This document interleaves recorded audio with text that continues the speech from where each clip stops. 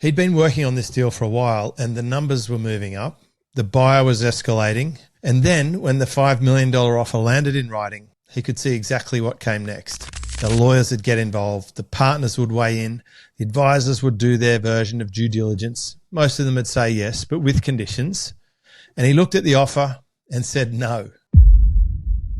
He didn't call anyone. He didn't run it past his partners, and he didn't run it past me. He sent one message back and walked.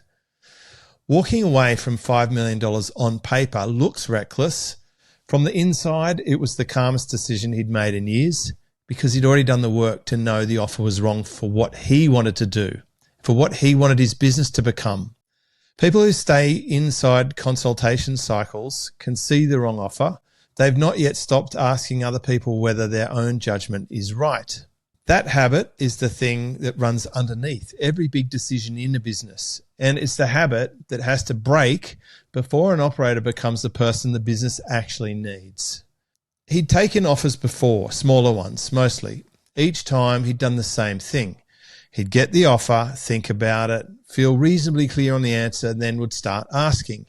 He'd ask his partners, he'd ask the lawyer, he'd ask the accountant, he'd ask the operator friend who sold a similar business 3 years earlier. He'd ask me. Each conversation would extend the decision window by a few days, and each conversation would surface a new angle. Each new angle would erode some of the original clarity. And by the time he made the decision, he's no longer making it from the clarity that he had when the offer first landed. He's making it from a mosaic of other people's opinions. The decision still got made. The operator was not in it anymore. The business cannot move faster than the consultation cycle. Something changed between those earlier offers and this one. Something he'd been quietly working on for about a year before the offer arrived. About a year before the $5 million offer, he started doing something different. He started catching himself in the middle of consultation conversations and asking himself a question. What would I do if they were not available to ask? And most of the time the answer was already there. He had the judgment, he could see the call, he just wasn't used to making it without confirmation. Confirmation had been the default mode for so long that he couldn't separate it from the decision-making itself. So he started making small decisions without checking.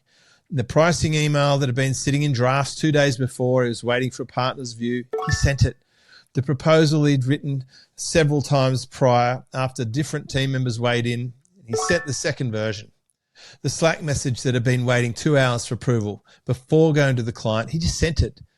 The accountant ping about a $400 software subscription, he stopped sending it. The hire he'd been deferring for 3 weeks while he asked the partner whether the role was right, he posted the role. The price increases emailed in clients that had been drafted for a week while he ran the number past 3 people, he sent it on a Tuesday morning. Each one was uncomfortable. Each one was also fine. Nothing fell over. No one got upset that he hadn't asked, and the world kept working. Between the small decisions and the $5 million one, the muscle had been built. By the time the big offer arrived, he was already an operator who could make the call. He just hadn't been testing it on something that large yet. Then he stopped doing the same thing in places that I never thought to ask him about, and that's when the business started changing in ways the offer would never have produced.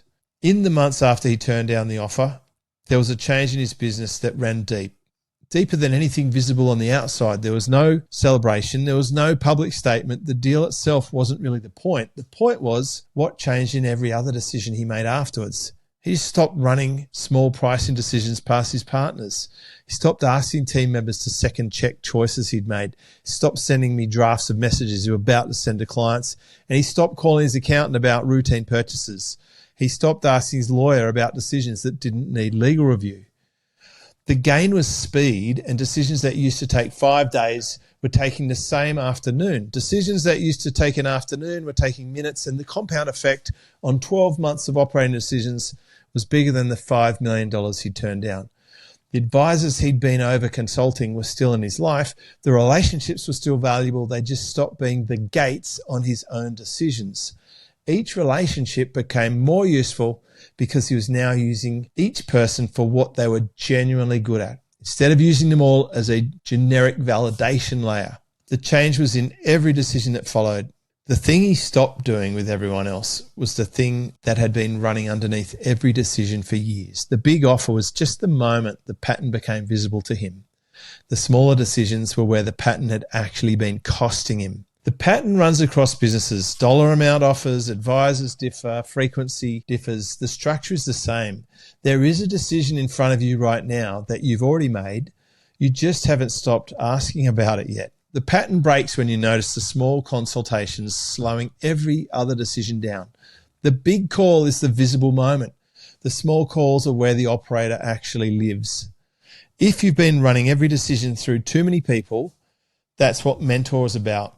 It's not advice. It's not frameworks. It's someone outside the business who's seen the pattern thousands of times, used selectively, so your decisions move at the pace your business needs.